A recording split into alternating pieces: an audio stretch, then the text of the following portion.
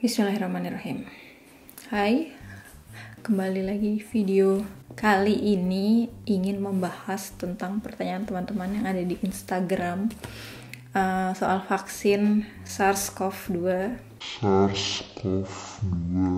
Kan sejak tanggal berapa ya? Kemarin kayaknya sejak tanggal 13 ya kalau nggak salah di Indonesia itu udah mulai dilakukan vaksin. Kalau di sini tuh kita udah dimulai dari tanggal 28 Desember kemarin, dan prioritasnya adalah orang-orang lansia dulu yang di atas 80 tahun. Itu nanti kita bahas lagi ya. Jadi gue sedikit membanding-bandingkan, bukan banding-bandingkan sih, biar ada gambaran aja kali kalau di Indonesia seperti apa, kalau di sini seperti apa gitu kan.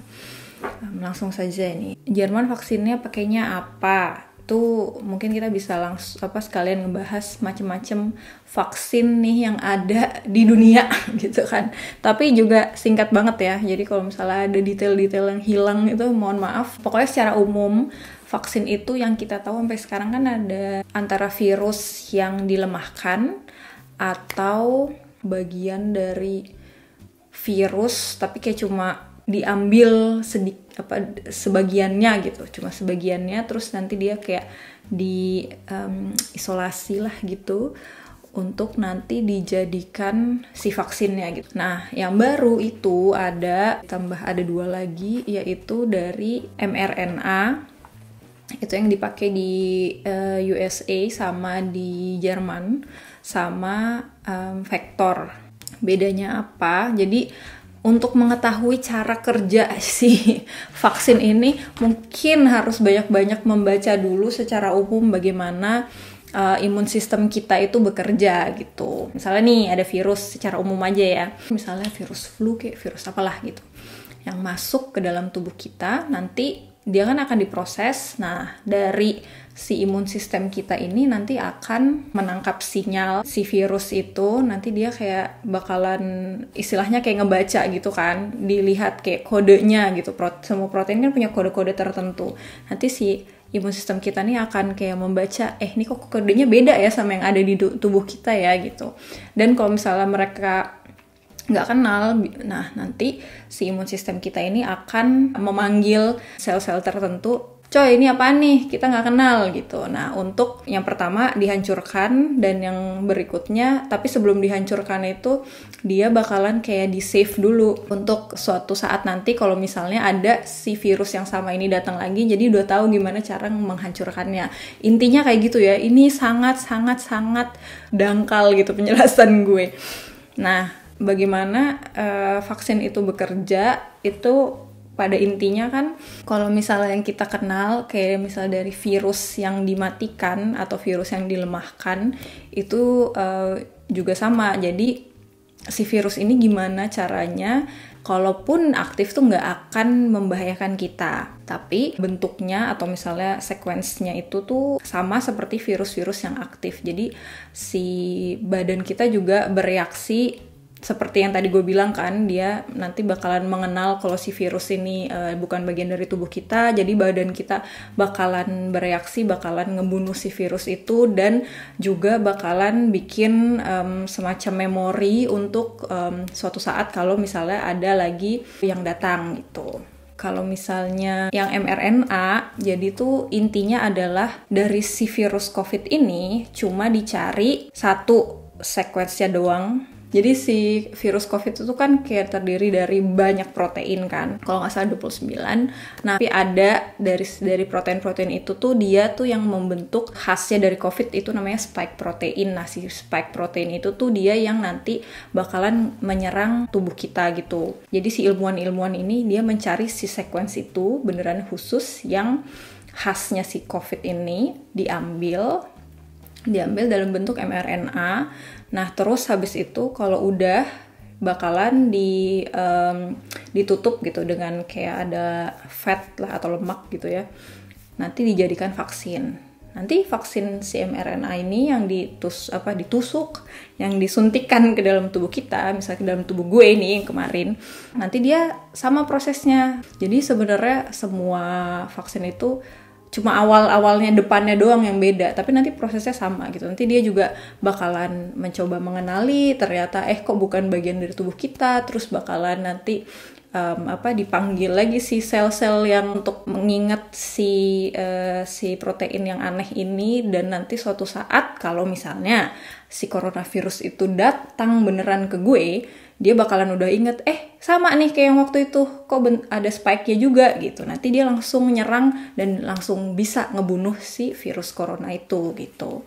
Terus ada satu lagi yang beda ini juga, vaksin yang pakai vektor itu. Yang gue tahu dia itu menggunakan sebuah virus, yaitu vektor itu. Kayaknya adenovirus. Kalau misalnya dia sudah bisa bertumbuh bersama si vektor ini, nanti dibikinlah vaksin dari situ. Intinya semuanya kalau sudah sampai di tubuh prosesnya mirip, awalnya aja yang berbeda gitu. Ya pokoknya ini gue benar-benar menghilangkan detail yang lain ya gitu. Ini cuma untuk gambarannya aja. Nah, beda-bedanya dari vaksin-vaksin ini tuh yang gue tahu, yang beredar vaksin-vaksin itu kayak yang itu antara dia virus yang dilemahkan atau yang kayak sekuensinya diambil dan diisolasi gitu kan. Dan itu tuh yang kayak cara-cara yang udah digunakan dari lama dan yang kayak emang paling safe lah gitu. Itu tuh adalah kalau yang kita kenal Sinovac ini. Kalau si vektor vaksin itu contohnya si AstraZeneca. Terus kalau misalnya mRNA vaksin itu tuh contohnya si BioNTech atau Pfizer itu yang kita pakai di Jerman. Terus ada yang nanya juga, kenapa vaksin-vaksin ini itu tuh cepet banget bisa langsung keluar gitu dalam waktu yang singkat gitu. Sedangkan kayak kalau vaksin-vaksin yang lain tuh bisa sampai dapat izin resminya tuh bisa lama banget gitu. Kebetulan banget gue mencari-cari info dan ada pertanyaan yang serupa. Jadi kenapa vaksin corona ini bisa cepat? Itu tuh karena sampai dia tuh lolos uji klinis lah segala macem. Itu kan tahapnya banyak ya, ada fase-fasenya lah gitu. Yang gue tahu kan sampai 3 ya fasenya. Itu tuh kadang-kadang juga bisa sampai bertahun-tahun gitu baru bisa dia akhirnya resmi dikeluarkan dan boleh gitu dipasarkan sebagai vaksin. Kalau menurut ini narasumber ini, dia tuh bilang karena pandemi ini kan jadi kayak ini tuh jadi interest seluruh dunia gitu. Jadi orang-orang yang meneliti ini tuh banyak banget dan kayak langsung intensif, dan pasti kan butuh biaya ya, banyak juga sponsor-sponsor yang datang, pokoknya banyak lah yang interest. Jadinya itu bisa mempercepat proses-proses yang harusnya tuh bisa makan waktu banyak banget gitu. Cuma kelemahannya yang masih susah untuk dipastikan itu efek samping dari si vaksin ini gitu. Itu kan emang ya kita butuh data banyak banget gitu. Yang selama ini bisa dicoba ke orang-orang ya udah ada dalam waktu yang singkat itu, tapi jangka panjang ya kita memang belum tahu gitu kan.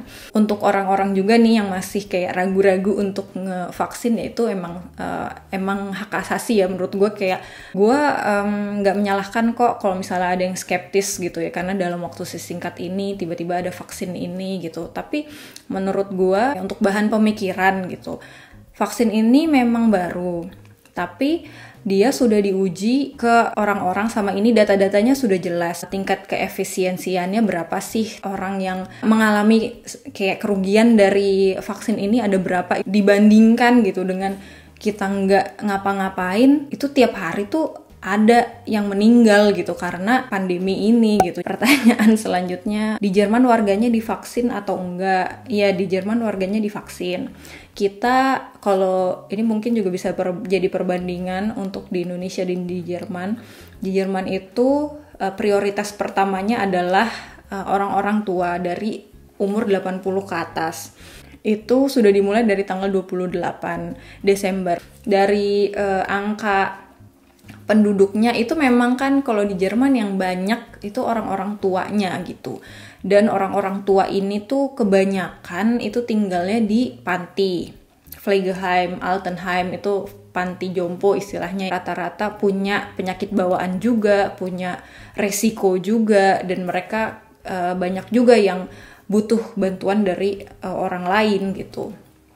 Jadi pemerintah Jerman melihat ya masyarakat di usia segini tuh yang rentan sekali gitu terkena corona, dan kalaupun sudah terkena corona nanti gejalanya tuh mudah sekali parah gitu kan, karena imun sistemnya juga kan sudah tidak sebagus orang-orang muda gitu.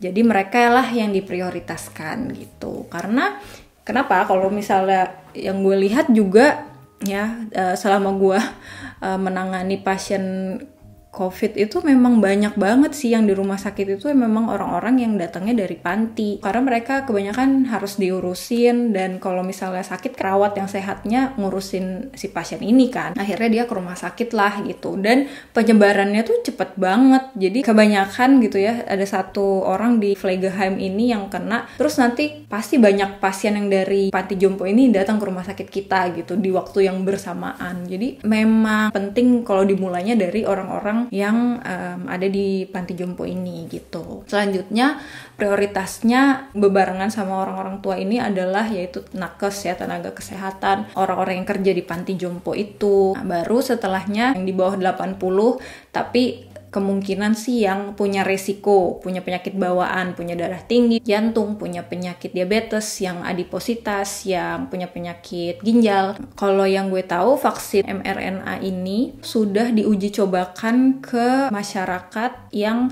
umur rentannya tuh sampai 85 tahun. Jadi orang pasien-pasien di atas 80 juga sudah ada datanya. Yang gue dengar-dengar kalau yang Sinovac ini, masyarakatnya yang diuji coba itu umurnya kisarannya sampai 59 ya. Jadi di atas 60 tuh belum ada datanya gitu. Jadi tapi itu tuh bukan berarti tidak berfungsi, hanya karena belum ada datanya aja gitu. Jadi mungkin kenapa makanya sekarang yang diprioritaskan di Indonesia itu usianya tuh batasannya segitu gitu, karena data yang teruji dan yang berhasil gitu, yang banyak itu kan kebanyakan dari rentan usianya yang segitu kan gitu. Jadinya mereka duluan yang divaksin. Ada juga pertanyaan, jadi untuk misalnya ibu hamil atau untuk anak-anak kecil itu berarti nggak boleh divaksin dong? Itu gue juga nggak bisa jawab karena emang datanya tuh belum banyak gitu untuk ibu hamil dan anak-anak kecil gitu. Kalau anak kecil kayaknya malah belum ada ya mungkin yang diuji. Jadi emang kalau anak-anak katanya yang gue dengar juga harus nunggu dulu sampai kira-kira kita bisa lihat kalau orang-orang dewasanya tuh bisa nerima si vaksin ini tuh dengan baik lah, intinya kayak gitu. Terus titipan pertanyaannya ada, kapan orang seperti aku giliran divaksin? Orang-orang ini itu range usianya sekitar 20 sampai 28 29 tahun ya, dan mereka tidak punya risiko, tidak punya penyakit bawaan. Jadi gua mengira sih kayaknya masih lama banget ya, sorry banget nih guys. Yang diprioritaskan adalah itu tadi yang tadi gue bilang, pasien yang tua dulu dan yang punya penyakit bawaan dulu, tenaga kesehatan dulu, baru setelahnya kalian itu. Cukup sabar ya. Jadi kalau bisa nih, apalagi nih anak-anak muda, please banget harus tetap menjaga kesehatan, tetap jaga kebersihan, tetap ikutin protokol yang baik dan benar, karena giliran vaksin kalian masih lama nih buat yang di Jerman.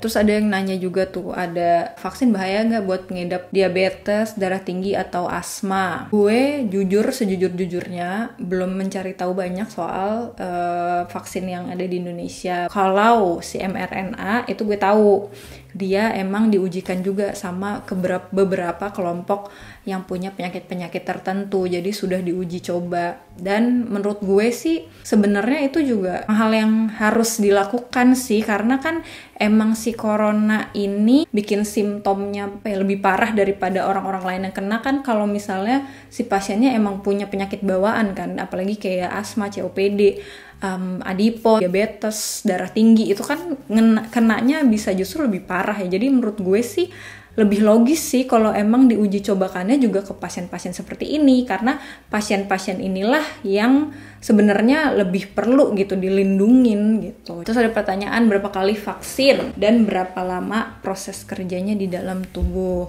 Setahu gue rata-rata itu 2 kali, sama kalau yang ini gue juga dibilang 2 kali, dan jarak waktunya kemungkinan yang kedua bisa 2-3 minggu berikutnya gitu. Itu untuk mengaktifkan imun sistem kita sendiri, antibodi kita sendiri, dan itu kan nggak sebentar, nggak begitu suntik langsung dia pada apa nih gitu kan, butuh waktu, butuh proses. Tema berikutnya, efek samping dari vaksin ini ada apa enggak? Kalau yang dimaksud efek samping itu seperti demam, badan pegal-pegal, nyeri, itu sebenarnya bukan efek samping ya, itu sebenarnya adalah fungsinya bagusnya dari vaksin ini, karena ya itu tadi, dia kan mengaktifkan imun kita gitu. Jadi kalau misalnya kita udah ngerasa seperti itu, sebenarnya imun kita ini sedang bekerja gitu. Jadi seperti ya kalau kita emang kena virus biasa aja gitu. Bukan berarti kita itu memasukkan vaksin lalu kita menjadi terkena corona, bukan. Itu hanya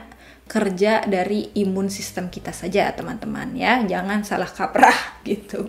Oh iya, terus ada yang nanya, kita bisa milih nggak mau pakai dari pabrik yang mana gitu. Kalau kebetulan sih di rumah sakit gue nggak bisa milih. Gue nggak tahu sih, kayaknya nggak bisa sih. Kayaknya tergantung yang dibeli aja dari rumah sakit lo yang mana, atau kayak dari house arts lo tuh punya yang apa. Jadi kayaknya lo nggak bisa suka-suka milih mau yang mana gitu. Apa harus semua orang divaksin? Cara kerjanya apakah seperti vitamin atau suplemen? Gitu. Pertanyaan yang menarik ya. Jadi untuk lebih memahami, vaksin ini bukan obat ya. Jadi dia tuh tidak menyembuhkan. Dia tidak menyembuhkan virus. Dia hanya membantu untuk, yaitu tadi yang seperti gue bilang, supaya imun sistem kita ini mengenali dulu si virus corona, tapi nggak ada virusnya, ngerti nggak? Jadi supaya dia kenalan dulu nih, nanti giliran ada yang beneran dia udah tahu gimana cara kerjanya, gimana cara ngelawannya gitu. Kalau vitamin, suplemen itu kan untuk, ya bener sih untuk mengaktifkan imun sistem ya, tapi itu secara umum aja gitu, jadi kayak makanannya doang. Kalau si vaksin ini tuh dia bener-bener spesifik gitu. Setelah vaksin apakah aman kerja di bagian COVID? Terus katanya ayahnya ada riwayat autoimun. Jadi setelah divaksin itu tadi kembali lagi ya, setelah divaksin bukan berarti kita tuh bebas dari corona. Harus tetap disiplin jaga kesehatan, harus tetap disiplin jaga kebersihan, yang seperti itu harus tetap dijalankan gitu. Ada pertanyaan terakhir, sebenarnya mirip-mirip sih sama yang tadi.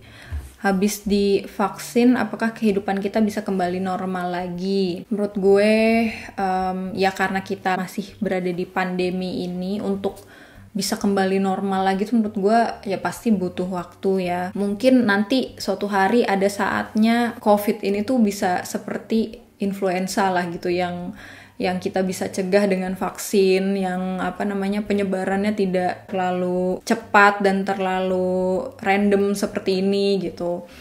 Suatu saat nanti gue yakin gitu ya. Tapi kalau sekarang ini sih ya menurut gue ya belum. Ya gue seneng banget sih akhirnya ada solusi untuk pandemi ini, ada vaksin gitu. Tapi ya tetap harus waspada gitu. Ini kayak satu step lah lebih baik gitu dari yang sebelumnya gitu. Jadi semoga dengan orang-orang itu divaksin, nanti pasien-pasien yang terkena COVID pun kalaupun masih banyak, tapi bisa dikendalikan, nggak parah, bisa menekan angka kematian. Orang-orang pun juga jadi lebih bisa memanage penyakit ini mandiri gitu, apalagi yang muda-muda. Jadi rumah sakit tuh nggak penuh, nggak kolaps gitu, dan orang-orang yang benar-benar butuh bantuan tuh bisa ditangani dengan cepat dan dengan baik. Gitu aja sih harapan gue dengan adanya vaksin ini. Jadi apapun ya yang kalian baca-baca gitu, misalnya tentang vaksin ini nggak